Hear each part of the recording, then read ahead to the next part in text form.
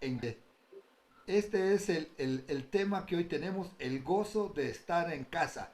Y es algo maravilloso porque nosotros podemos tomar de la palabra de Dios y podernos llenar de ella y poder decir que vamos a tener un tiempo de poder compartir ese tema tan hermoso que se llama el gozo de estar en casa. Bueno, la escritura que yo tenía como base, que ya la compartí, pero esta es la base, pero Cristo como hijo sobre su casa, subrayado su casa, aclara la cual casa somos nosotros. Esta es una verdad. En base a esta verdad es que tal vez no llegábamos a su casa, tal vez llegamos a su casa y tal vez llegamos y estábamos insatisfechos. Pero obviamente ese no es el propósito de estar mal en la casa con Jesús, con Dios. O claro, aquí nos vuelve a recalcar, si es que retenemos firmes hasta el fin la confianza y el gloriarnos en la esperanza. Y de eso es lo que vamos a tratar hoy. El gozo de estar en casa implica que nosotros vamos a gozar con lo que Dios tiene para nosotros. Lucas 15:31, que es nuestra historia central, donde vemos a estos dos hijos, un hombre tenía dos hijos, dice, le dijo al hijo, y este es el punto en que nos tenemos que centrar hoy. Hijo, tú siempre estás conmigo y todas mis cosas son tuyas. Recalquemos las palabras de el Señor que nos dice hijo. En primer lugar nos trata como hijos. Somos hijos. No se olvide de esto, ¿sí? Ya no somos, ya no somos fuera acercándonos al Señor, no somos advenedizos, somos hijos. Y aclara, una vez que nos hizo hijos, dice, tú siempre. Recuerda la escritura de Mateo al final cuando dice, y yo estaré con vosotros todos los días hasta el fin del mundo. Por eso encuentra, tú siempre estás conmigo y todas mis cosas son tuyas. La cosa es que siempre hay que estar con el Señor. Nosotros tenemos que estarle buscando al Señor y caminando en ese entendimiento que Él nos ha dado. Dice, y ahora termina diciendo, y todas mis cosas son tuyas. ¿Cómo no estar gozoso en la casa? ¿Cómo no estar satisfecho? Bueno, cualquiera diría, en realidad, no hay por qué no estar satisfecho, no hay por qué no estar contento. Pero justamente el testimonio que hoy nos dio Marisol fue, a veces nosotros perdemos tiempo en cosas, estamos en los problemas de la vida y se nos olvida que lo más importante es estar con Dios. Lo más importante es estar con el Señor y gozarnos de todas las cosas que Él nos ha dado. Hijo, tú siempre estás conmigo y todas mis cosas son tuyas, ¿sí? Juan también nos recalca y nos dice, porque mejor es el Salmo 180, el Salmo 84:10 dice, porque mejor es un día en tus atrios que mil fuera de ellos. Escogería antes estar a las puertas de la casa de mi Dios. Bueno, aquí nos está dando una claridad. Mejor es. Yo le califico que véase mejor es para que ponga atención de qué es lo mejor. Estar, dice, en los atrios del Señor. Ese es lo mejor, estar en la casa del Señor que, y aún en la puerta que 1000 días fuera de ellos. Por más vida que Dios te dé, pero sin el Señor de nada te sirve. Por eso es que damos gracias a Dios por la vida que nos da cuando Él la quite, pero estamos con Él y nos gozamos de su presencia. Y Juan nos dice, en la casa de mi Padre muchas moradas hay. Si así no fuera, yo lo hubiera dicho, voy pues a preparar lugar para vosotros. Ahí estaba la promesa de Jesús, ¿no es cierto? Diciéndonos que había un lugar para nosotros. Y en el mismo capítulo 14, solo que en el verso 23 nos dice la escritura, el que me ama, escuche, mi palabra guarda, y mi Padre le amará, y vendremos a él y haremos morada con él. ¿Cómo no estar gozoso en la casa si nosotros tenemos al Padre, al Hijo y al Espíritu Santo en nosotros y con nosotros en nuestra vida? Él viene a ser morada, por eso es que es su casa. Nosotros somos la casa del Señor y cuando estamos con Él y cuando estamos como iglesia, somos la casa del Señor. Amén. Esto como una pequeña introducción, pero les voy a hablar de algo que yo considero que es muy importante. Esto es lo que se conoce en la Biblia como el concilio de Éfeso. La palabra concilio es conciliar, ¿no es cierto? Y Éfeso es la ciudad en que este evento se llevó a cabo. Muchos a veces pasan por alto este concilio, pero los apóstoles una vez se habían reunido antes que llegara el bautismo del Espíritu Santo, la promesa del Padre, ellos estaban juntos y se habla de algunas cosas que ellos hicieron juntos, pero una vez que el Espíritu Santo llegó, ellos empezaron a predicar el Evangelio y corrió la palabra entre los judíos, porque hasta en ese momento ellos pensaban, hay que predicarle a nuestros hermanos, y por eso es que vemos que se convirtieron 3,000 judíos, después 5,000, la iglesia creció, pero Dios empezó a utilizar a sus hijos. El primero que Dios empezó a utilizar fue a Pedro. ¿Recuerdan cuando bajó el lienzo con animales que se consideraban impuros y él no quiso comer delante de Dios? Y Dios le dijo, no llames inmundo o impuro a lo que Dios ha limpiado. Y después de eso, por supuesto, bajó y comió. Pero eso no se refería, aunque Dios está interesado en que comamos lo que querramos y que le demos gracias por los alimentos, ese no es el punto. Está bien, aprovechemos esta información. El punto aquí es que los judíos consideraban inmundos al resto del mundo, a los que se conocen como gentiles, entre los cuales estábamos nosotros.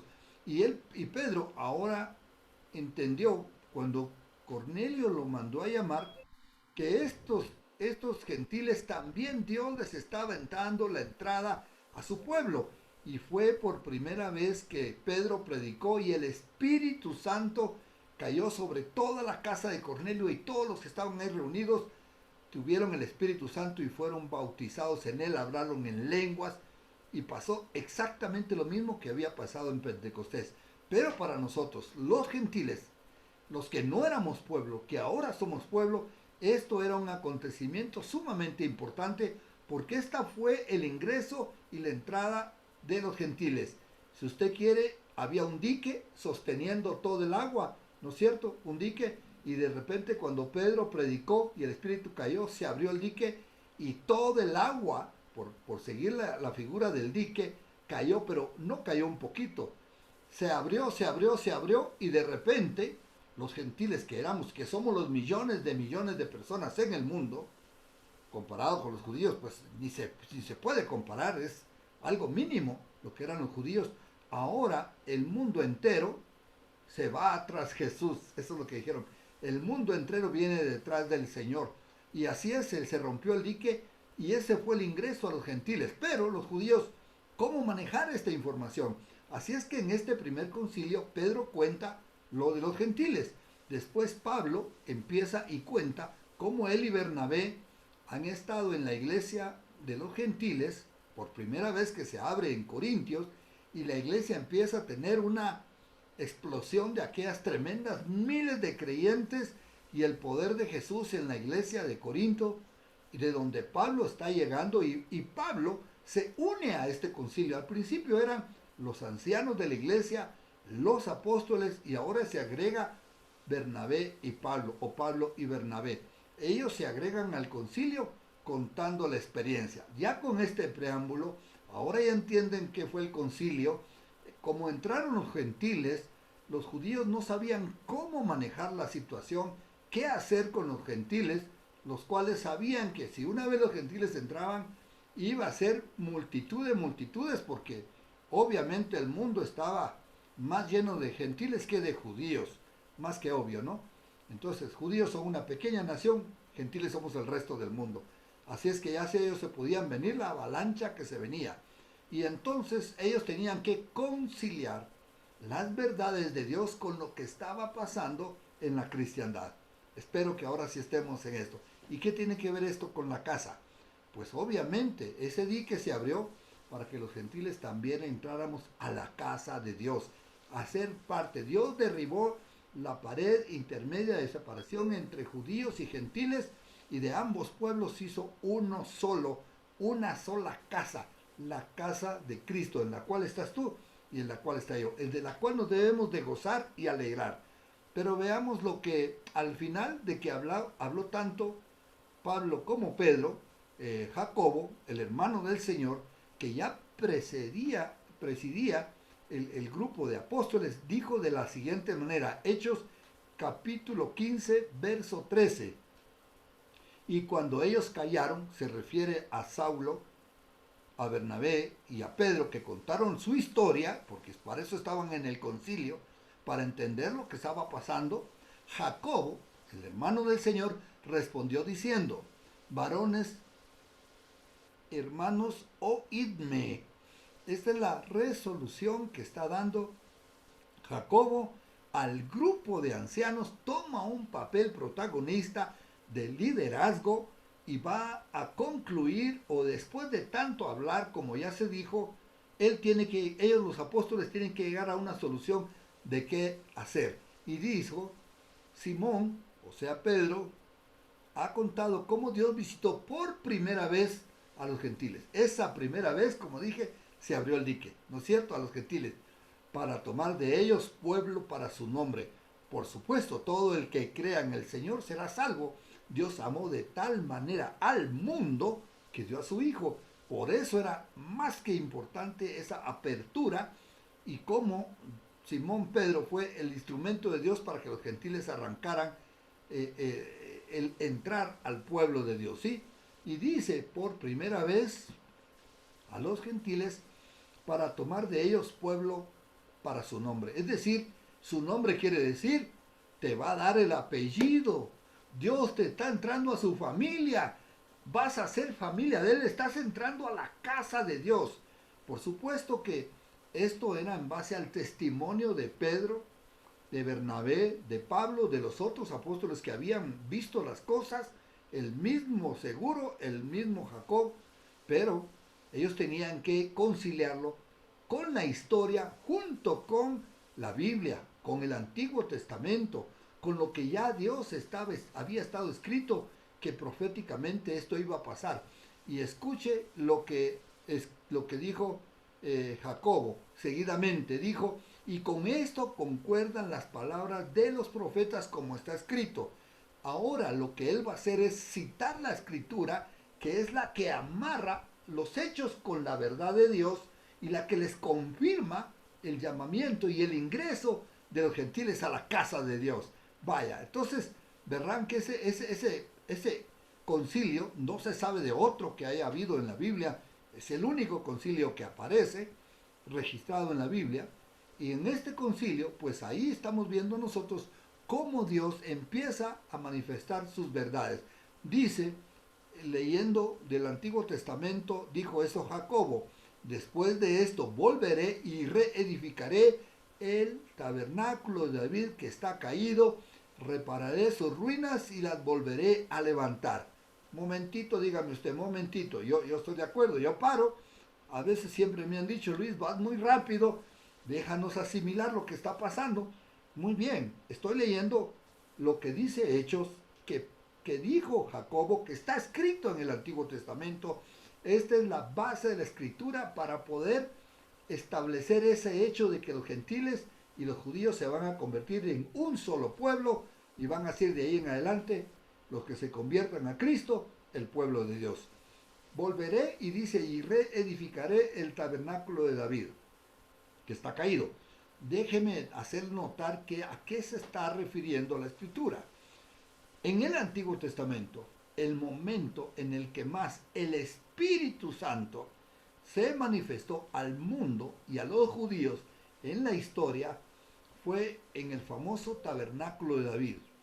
Cuando David ya era rey, él recupera el arca del pacto y la llega llevando con los sacerdotes en el hombro, lleva el arca y va danzando. ¿Recuerdan esa historia tan bonita? Hacen una tienda. No hay templo para el Señor. Y hacen una tienda, y esa tienda es casa, porque recuerden que la gente nómada, o los que no tenían un lugar fijo, vivían en tiendas o carpas. Y esa es la carpa, se llama tabernáculo. Tabernáculo quiere decir lugar de habitación. Entonces dice, reedificaré el tabernáculo de David.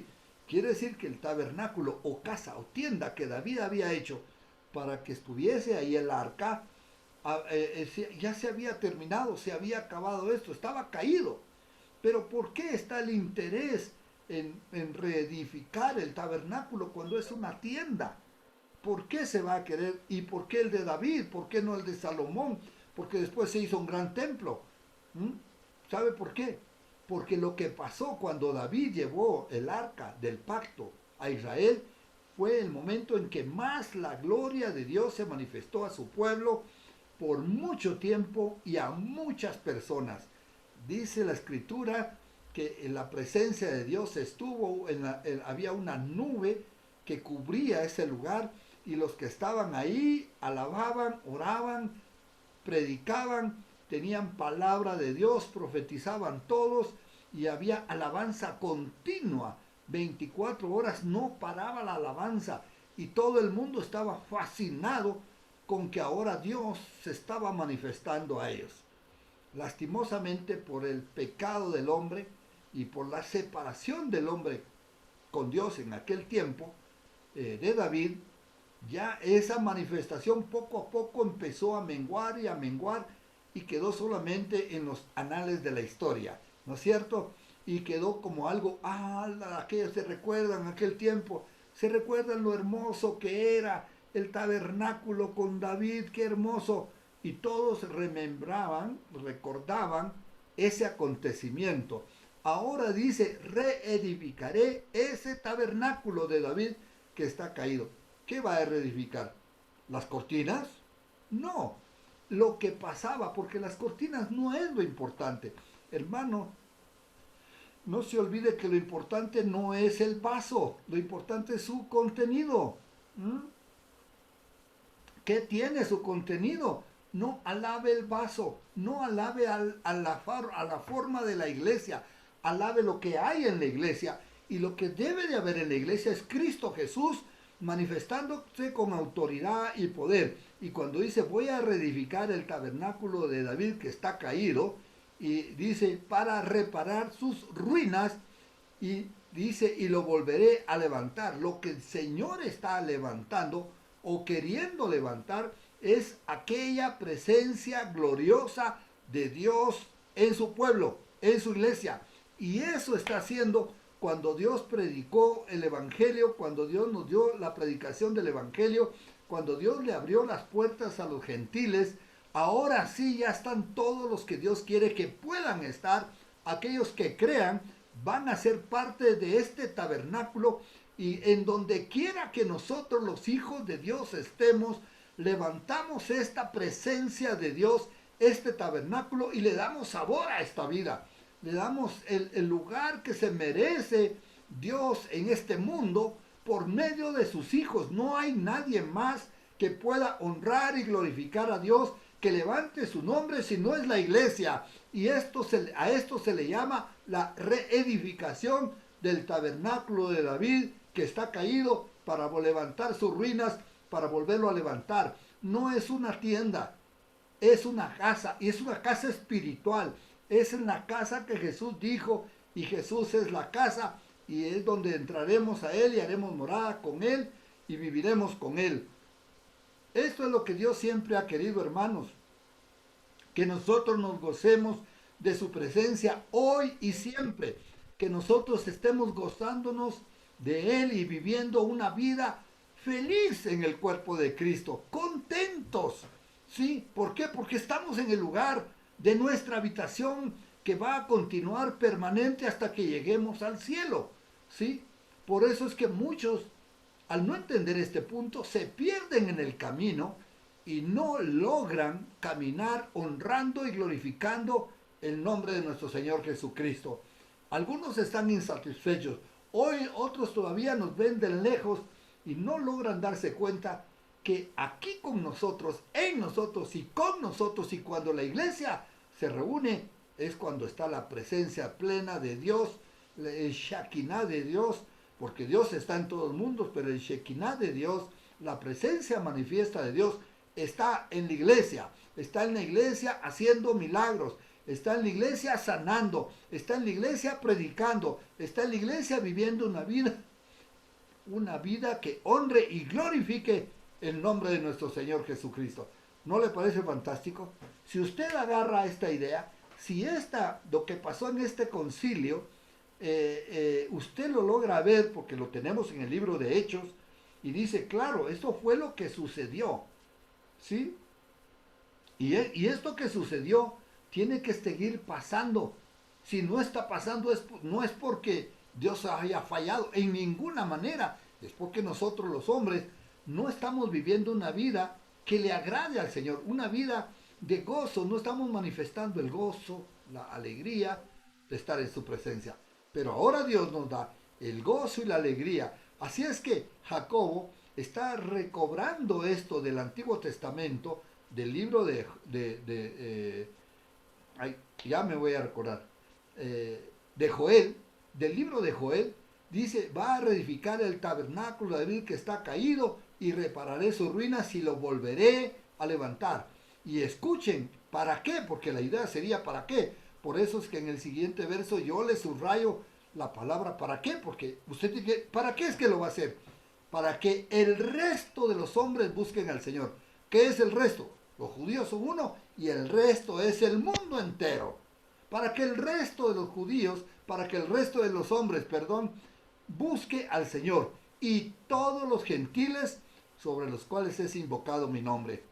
Es decir, todos los gentiles, otra vez, se reduce al punto de todos aquellos los cuales invoquen su nombre. El que invocare el nombre del Señor será salvo. Amén. Es decir, que cualquier gentil que se arrepiente e invoque y pida a Dios perdón, va a poder entrar y ser parte de esta casa. Para esto, para que el resto de los hombres, todo esto estaba en el Antiguo Testamento. Por eso él termina diciendo estas palabras. Dice el Señor que hace conocer todo esto desde tiempos antiguos.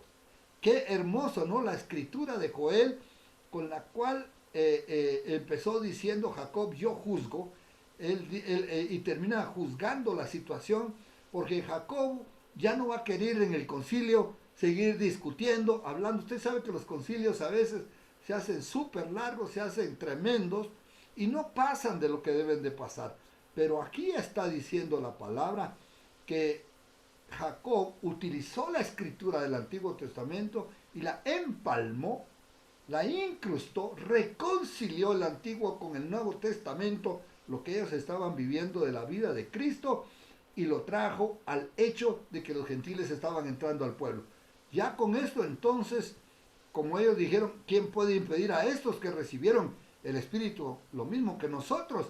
Ahora gentiles y judíos cristianos, todos en un mismo pueblo, porque ya no hay dos pueblos, ya no hay judíos, no, un solo pueblo los reconcilió por medio de la cruz, nos reconcilió en el arrepentimiento para todos, porque Dios no hace acepción de personas y lo abrió para todos, porque de tal manera amó Dios al mundo completo para que todo aquel que en él crea, para los que le quieran honrar, glorificar, para que el que pida el nombre de Dios, para que el que lo exalte, como dice esta escritura, para que el que invoque el nombre de Jesús sea salvo, ¿no es cierto? Dice el Señor que hace todo esto desde tiempos antiguos. Con eso cierra lo del Antiguo Testamento y en el número 19 continúa diciendo Jacobo, por lo cual yo juzgo. Ahora, ya teniendo los elementos de juicio, estando el concilio con todos los apóstoles, ¿sí? Pedro, Pablo y Bernabé incluido, y el resto de los ancianos de la iglesia local de Jerusalén, que estaban en esa reunión, en el concilio, ahora van a escuchar la resolución de lo que está llegando a determinar Jacobo como el que está presidiendo el grupo ahí en ese lugar. Por lo cual yo juzgo, dice, que no se inquiete a los gentiles que se conviertan a Dios. Es decir, no, por favor, no pongan ningún reparo, dejen que todos entren Para esto es la Escritura. Eso es lo que Dios soñó, visualizó, amó y por lo cual se entregó en la cruz por nosotros. Para ver una iglesia pura, limpia, santa, con todos aquellos que invocan el nombre de Jesús, sea judíos o sea gentiles, haciendo de ambos un solo pueblo. Aleluya, alabado sea el Señor. Así es que, hermanos, nosotros somos el pueblo de Dios, nosotros somos la casa de Cristo, nosotros somos aquellos por los que el Señor dijo, ¿sí? Que Él quiere venir y morar en nuestros corazones. ¿Cuántos estamos gozándonos de esa presencia de Dios en nuestros hogares, en nuestras casas? Ahora Marisol nos dijo que qué lindo, ella regresó a su casa, salió del hospital y regresó a la casa. Regocíjate por esto, Marisol, pero como el Señor dijo, pero más regocíjate que tu nombre está inscrito en el libro de la vida, pero más regocíjate que el Señor te ha invitado a su propia casa, a que estés con Él, a que le disfrutes, a que manifiestes a los hijos de Dios se tienen que manifestar en la casa, como el Padre hizo con el Hijo, ¿no? Cuando regresó el Hijo, este Hijo que había malgastado todos sus bienes, de lo que es nuestra historia, de aquellos dos hijos, el que había malgastado todo, regresó en harapos, con hambre, sin nada, y cuando venía lejos, ¿cómo es el Padre? Y por eso es que no te puedes perder el gozo de la iglesia, porque el Padre, cuando tú estabas muerto en tus delitos y pecados, cuando yo estaba muerto en mis delitos y pecados, el Padre me vio cuando yo me arrepentí, y aún antes que hablara, Él ya corrió conmigo, me abrazó, me besó como era inmundo, y me dijo, te amo. Con esos besos se inclinó a mí, me besó, y dijo, traigan el vestido, el mejor vestido, y vístanle, pónganle el anillo de la casa, que lo identifique como mi hijo, ¿sí? Y pónganle calzado en sus pies y hagan fiesta para él. Traigan el becerro gordo y hagamos fiesta, porque mi hijo que estaba perdido es hallado, ha resucitado mi hijo, ha sido encontrado, ha regresado a casa, y ahora, hijo, todo lo que yo tengo es tuyo, disfrútalo y gózate con el Señor, porque eso es lo que Él quiere para tu vida. Amén. Alabado sea el nombre del Señor. Quiero regresar a lo que empecé con Juan, cuando Jesús dijo, mi Padre y yo haremos morada contigo. Lo vuelve a repetir en Apocalipsis, a una de las 7 iglesias, ¿sí? Donde Dios por medio del Espíritu les habla y le dice, y termina diciéndole, he aquí yo estoy a la puerta y llamo. Muchos no están gozando de esa vida, aunque son hijos, aunque han aceptado, están inconformes, están insatisfechos, pero aquí les dice el Señor, he aquí yo estoy a la puerta y llamo. Si alguno oye mi voz y abre la puerta, entraré a él y comeré con él y él conmigo. ¿Quiere usted hacerlo? ¿Quiere hacerlo ahora? ¿Quiere usted aceptar la invitación de Jesús para que ya no se diga más, este no parece cristiano? Para que no se diga más, este cristiano está más triste que nosotros. Para que ya no se diga más, este cristiano anda buscando todavía algo cuando ya lo tiene todo, cuando todo es mío, todo lo mío es tuyo, dice el Señor. Tómalo cuando tú quieras y repártelo a los tuyos y dale y bendice a los demás.